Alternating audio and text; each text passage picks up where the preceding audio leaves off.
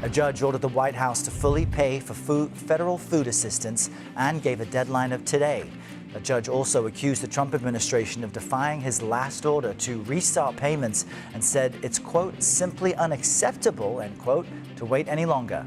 At an event last night, Vice President Vance called that ruling absurd. Senate Republicans have a plan to try and end the government shutdown. Sources telling CBS News there could be a vote today on an amended funding package.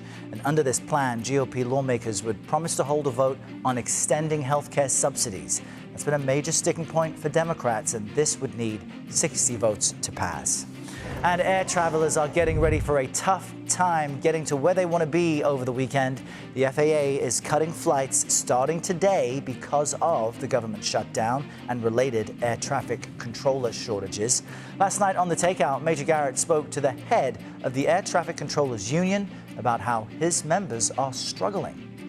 It's not like you can just go and I'll tough it out today. They have to be ready to ensure the safety of the flying public. So every day that this drags on, it's introducing new problems because these are real people with real lives, and every American can empathize with. If you don't pay anybody, there's going to be issues ahead. CBS News senior transportation correspondent Kris Cleave joins us now from Phoenix Sky Harbor Airport. This is one of the 40 airports being impacted. Kris, good morning. So we know there's pain ahead. How much is being felt this morning? Well, you'll see about 1,000 cancellations today across the country at these 40 high-volume airports, many of them the busiest in the country because of this FAA order. The airlines were told basically to bring down 4% of their flying from those airports.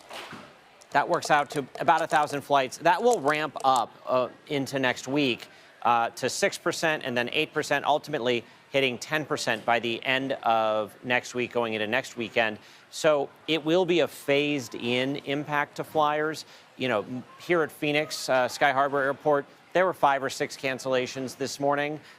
There'll be more throughout the day, obviously, and mostly regional flights or flights where an airline maybe goes there 5 or 6 times a day, so they drop one out and reaccommodate people on the flights earlier and a little bit later. But, you know, for some people, that couple-hour change could be a deal breaker on a trip or a tight connection. And so there will be some people that likely don't travel because of this. Others, you know, they're maybe going to get there late or they're going to be on an earlier flight. And Errol, we did hear from the Secretary of Transportation today on CBS Mornings. I believe we have a little bit from him as to what prompted this action. My job is to be preemptive, to take preemptive action based on the data, which is what we've done. We'll share the data later with the airlines, with the Congress, but right now it's about making the right decisions at the right time to keep people safe. We have to take unprecedented action is because we are in an unprecedented situation with a shutdown.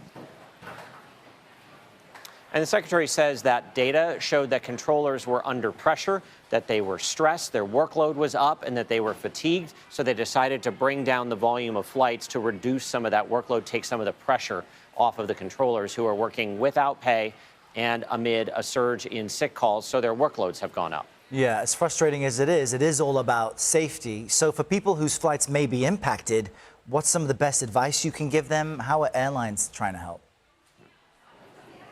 So airlines were able to make their cancellations for today yesterday. United Airlines told us they went ahead and canceled Friday, Saturday, Sunday flights yesterday. So flyers should have gotten emails, push alerts, notifications from the airlines that their flights were canceled and here's your rebooking options. So the goal was so that people didn't show up here at the airport this morning and discover their flight was canceled. You know, I was looking at booking a flight actually last night, and as I was going through the process of booking it, like the seats all started disappearing, and it was because they had canceled one of the other flights to that city today and moved people onto the flight that I was looking at booking.